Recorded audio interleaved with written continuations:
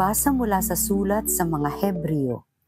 Noong si Jesus ay namumuhay rito sa lupa, siya ay dumalangin at lumuluhang sumamo sa Diyos na makapagliligtas sa kanya sa kamatayan. At dininig siya dahil sa lubusan siyang nagpakumbaba. Bagamat siya ay anak ng Diyos, natutuhan niya ang tunay na kahulugan ng pagsunod sa pamamagitan ng pagtitiis. At nang maganap na niya ito, siya'y naging walang hanggang tagapagligtas ng lahat ng sumusunod sa Kanya. Ang salita ng Diyos. Salamat sa Diyos. Poong Diyos na maibigin, ako ay iyong sagipin. Sa iyo, O Poon, ako'y lumalapit upang ingatan mo ng hindi malupig ang aking dalangin laging sinasambit. Iligtas mo ako, O Diyos na matuwid, ako ay pakinggan, ako ay sagipin. Poong Diyos na maibigin, ako ay iyong sagipin. Tanging kublihan ko, ako ay ingatan, tagapagtanggol ko't aking kaligtasan, tagapagtanggol ko at aking kanlungan, ayon sa sabi mo, ako'y patnubayan. Poong Diyos na maibigin, ako ay iyong sagipin. O aking patnubay, ako ay iligtas sa patibong nila at umang nabitag. Sa mga kamay mo, habilin ko'y buhay ko, tagapagligtas kong tapat at totoo. Poong Diyos na maibigin, ako ay iyong sagipin. Subalit, O Poon, ang aking tiwala ay nasa sa iyo, Diyos na dakila. Sa iyong kalinga umaasa ako, laban sa kaaway ay ipagtatanggol mo at sa umuusig sa sinumang tao. Poong Diyos na maibigin, ako ay iyong sagipin. Ang pagpapala mo'y iyong ilalaan sa mga anak mong may takot na taglay. Kagilagilalas malasin ninuman ang pagkalinga mo sa aking mga hirang na nagngagtiwala sa iyong pagmamahal. Poong Diyos na maibigin, ako ay iyong sagipin. Ang mabuting balita ng Panginoon ayon kay San Lucas. Noong panahong iyon, namangha ang ama't ina ng sanggol dahil sa sinabi ni Simeon tungkol sa kanya. Binasbasan sila ni Simeon at sinabi kay Maria, "Tandaan mo, ang batang ito'y nakatalaga sa ikapagpapahamak o ikaliligtas ng marami sa Israel. Isang tanda mula sa Diyos, ngunit hahamakin ng marami, kaya't makahayag ang kanilang iniisip. Dahil diyan, ang puso mo'y para na ring tinarakan ng isang balaraw." Ang mabuting balita ng Panginoon. Pinupuri ka namin, Panginoong Hesukristo. Mga kapanalig, narinig po natin ang mabuting balita para sa ika-24 na linggo sa karaniwang panahon sa Lunes na ito. Kung matatandaan ninyo, nung nakaraang Lunes po, September 8, pinagdiriwang po natin ang masayang kapanganakan o birthday ng ating mahal na Birheng Maria. 1 week lamang. Ngayon ay ating ipinagdiriwang naman o ginugunita Our Lady of Sorrows, ang hapis ng ating mahal na Birheng Maria.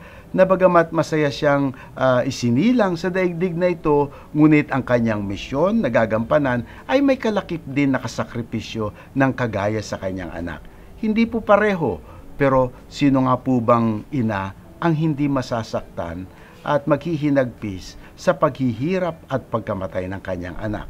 At yun nga po ang ating narinig sa mabuting balita sa Ebanghelyo, kung saan ang ating mahal na Birheng Maria ay nakatayo sa paanan ng krus at kanyang nasaksihan, na dumurog sa kanyang puso ang pagkamatay ng kanyang sariling anak. Hindi lamang po tayo sigurado kung tunay na naunawaan ng mahal na Birheng Maria kung anong kahulugan ng pagkamatay ng kanyang anak noong mga panahon na yon. Ngunit alam naman po natin na siya ay always obedient, sumusunod sa kagustuhan at sa plano ng Diyos, kaya't masakit man, ngunit tinanggap ni Maria ang sakripisyong iyon.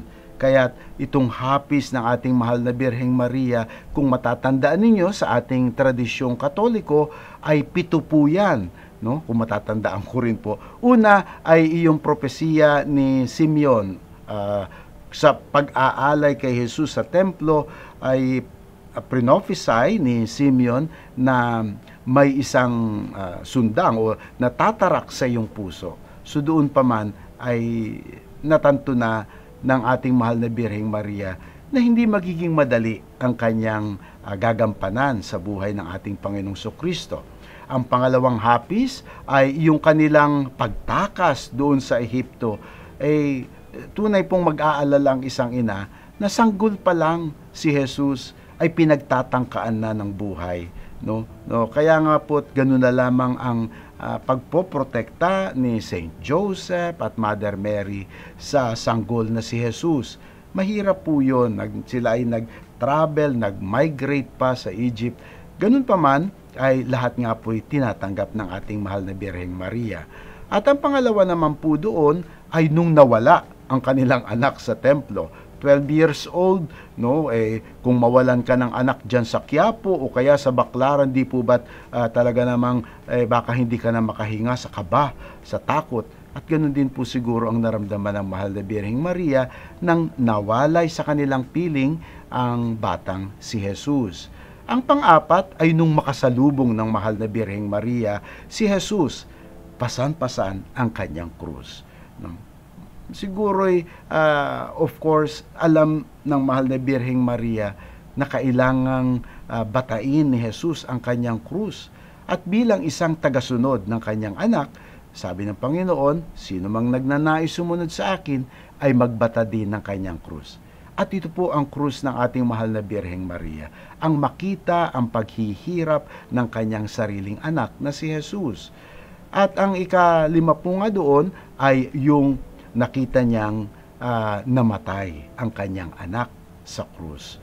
At dito po ay talagang hindi lamang ang langit ang nagdilim, kung hindi ang puso ng ating mahal na Birheng Maria.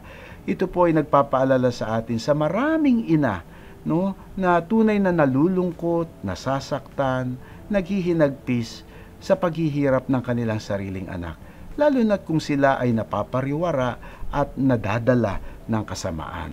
At ang susunod po na hapis ng ating mahal na Birheng Maria ay nang tanggapin niya sa kanyang kamay ang wala ng buhay na katawan ng ating Panginoon. Yung pieta, napaka-dramatic po sa atin ng pieta. Dahil mas maganda tingnan ang ina na nakangiti ay kalong-kalong ang kanyang sanggol na anak. Ngunit sa pieta, nakita natin ang mahal na Birheng Maria, kalong-kalong ang kanyang wala ng buhay na anak na si Jesus. At ang huli na hapis ng mahal na Birheng Maria ay nang inilibing. Nakita niyang inilibing ang kanyang anak na si Jesus. At doon siguro ay meron din bahid ng pag-asa na muli silang magkikita. Ganoon naman din po tayo. Sa ating pananampalataya, ang ating mga yumao, bagamat sila'y nawawalay sa atin, ay merong pag-asa na darating ang araw, ang panahon, sa awa ng Panginoon na muli natin silang makakapiling at makikita. Hopefully po, ay sa kalangitan at kaharian ng Diyos. Mga kapatid, lalapit po tayo sa ating mahal na Birheng Maria sapagkat nauunawaan niya ang ating paghihirap, ang ating sakripisyo, ang ating hinagpis, ang ating pag-iyak. Dahil sabi nga na sa itong lupang ating kinatatayuan, ating paglalakbay sa lupang ito ng may iyak at may hinagpis, ang mahal na Birheng Maria ang ating katuwang at kasama. Amen.